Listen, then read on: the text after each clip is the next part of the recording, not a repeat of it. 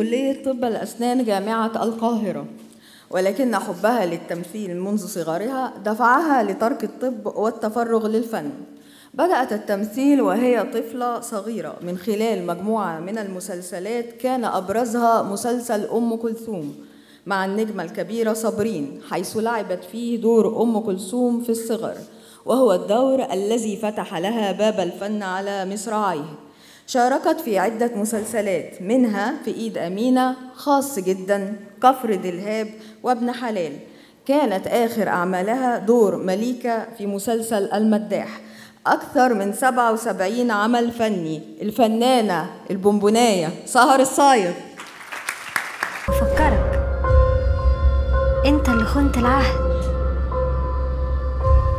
شحن.